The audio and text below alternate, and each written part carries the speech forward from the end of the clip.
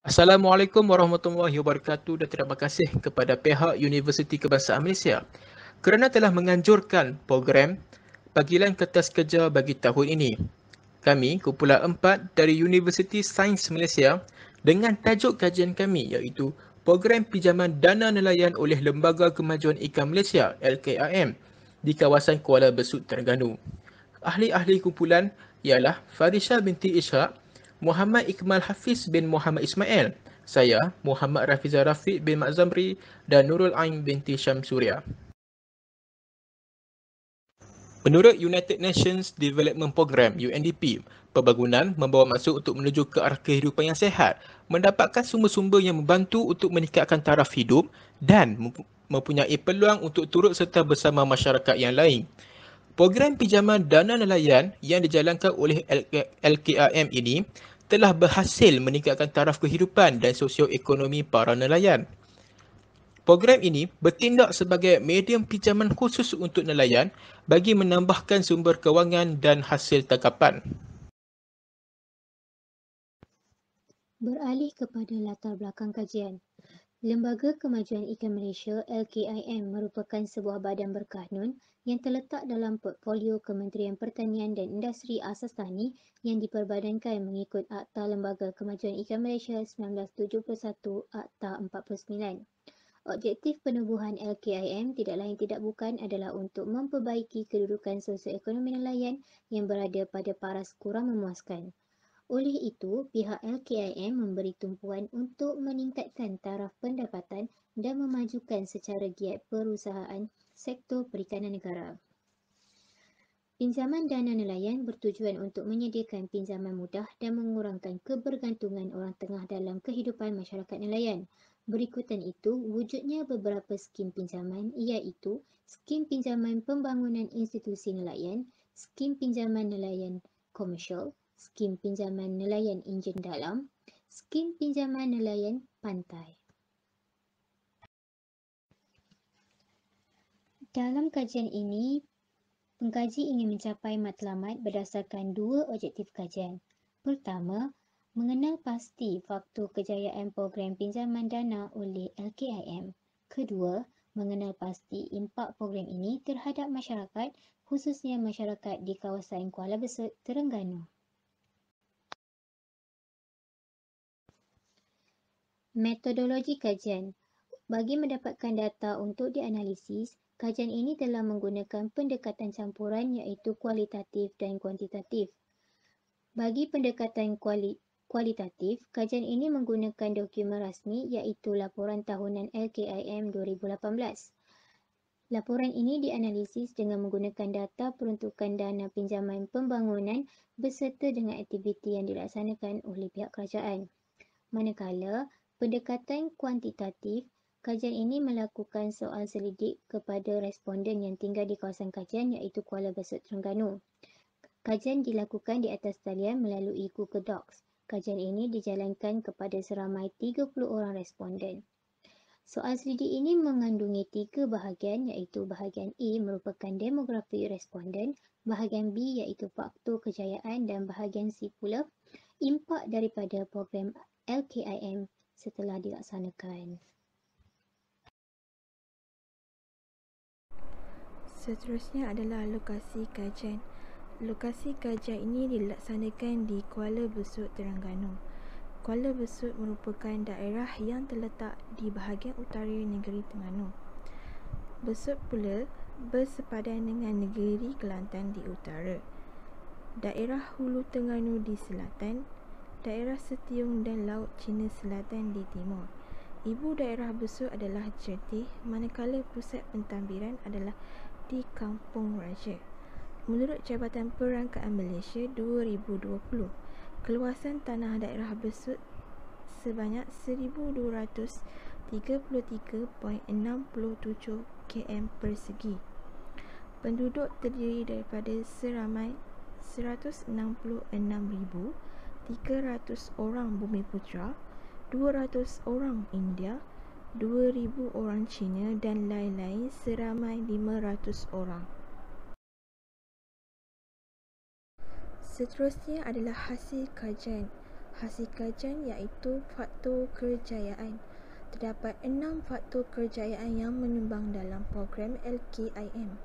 Yang pertama adalah pendanaan yang mencukupi, kedua adalah cabaran musim terkujuh, ketiga insentif pihak kerajaan, yang keempat pula adalah kesejahteraan rakyat, yang kelima adalah penambah peruntukan, yang keenam iaitu penambahbaikan program. Faktor kerjaan yang pertama adalah peruntukan dana oleh kerajaan. Melalui peruntukan dana ini terdapat beberapa iaitu skim pinjaman pembangunan institusi nelayan SPIN, skim pinjaman nelayan komersial SNEK, skim pinjaman nelayan enjin dalaman SNED dan skim pinjaman nelayan pantai iaitu SNEP. Dana dan subsidi yang disalurkan seperti pada tahun 2008 iaitu sebanyak 3,736,991 adalah mencukupi untuk meningkatkan sosioekonomi nelayan di kawasan tersebut. Faktor yang kedua adalah semangat nelayan mengharungi cabaran iaitu pada musim terkujuh. Musim terkujuh berlaku semasa monsun timur laut iaitu bermula pada bulan November sehingga bulan Mac setiap tahun. Melalui cabaran ini, peranan kerajaan memberi kebenaran memasang pukat tunda di kawasan zon A iaitu menyediakan bot bersaiz 23 kaki enjin 308 kuasa kuda. Yang ketiga adalah faktor mempromosi peluang pekerjaan kepada golongan belia iaitu kerajaan menyediakan insentif kepada nelayan. Melalui program ini merupakan salah satu tanggungjawab sosial dan keprihatin MAFIN dan LKIM prihatin terhadap golongan sasar. Melalui program ini terdapat beberapa program iaitu projek pendapatan semula nelayan PSN. Kedua adalah program misi bantuan pasca banjir MAFI prihatin 2021. Ketiga adalah sumbangan keperluan makanan seperti ikan segar beku, Q-Fish. Yang terakhir adalah skim keselamatan sosial pekerjaan sendiri SKSPS bertujuan untuk memberikan perlindungan kepada nelayan. Yang keempat adalah kesejahteraan rakyat meningkat. Program ini menunjukkan 100% responden sangat setuju dan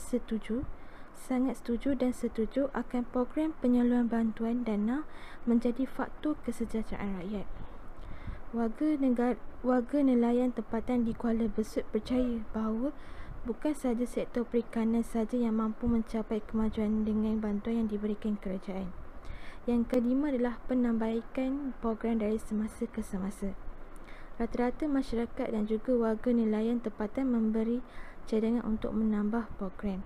Mereka sebagai nelayan tempatan yang tinggal di kawasan luar bandar nampak akan potensi yang mampu dicapai untuk kelangsungan ekonomi mereka dan juga bandar serta luar bandar.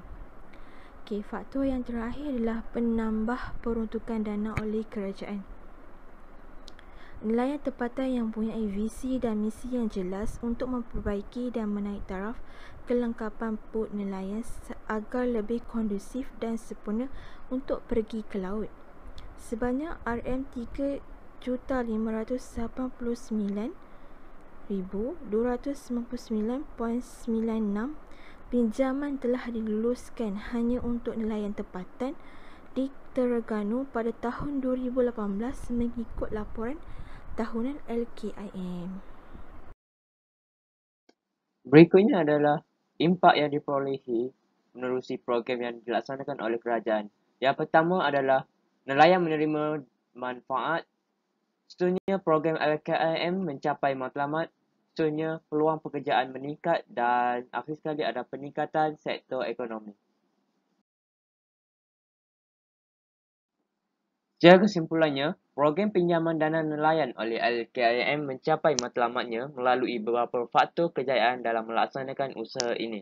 Antara faktornya iaitu pendanaan yang baik, semangat yang tinggi oleh para nelayan, peranan kerajaan dalam mempromosikan sektor perikanan dan sentiasa menambah baikkan program ini. Hasil daripada itu, wujudnya impak yang positif ke arah meningkatkan taraf hidup rakyat termasuk penerimaan manfaat daripada program ini. Peluang pekerjaan meningkat, peningkatan sektor ekonomi dan serta program LKIM mencapai objektifnya.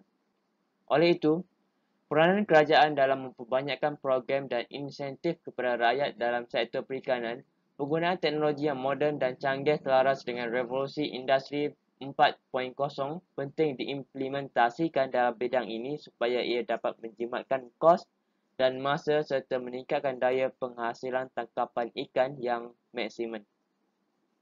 Sebagai rakyat, kita haruslah membuka minda dan persepsi tentang bidang pekerjaan sebegini bukanlah penghalang untuk mencari pendapatan, malah ia mampu ditransformasikan dalam pelbagai saluran untuk meningkatkan keuntungan.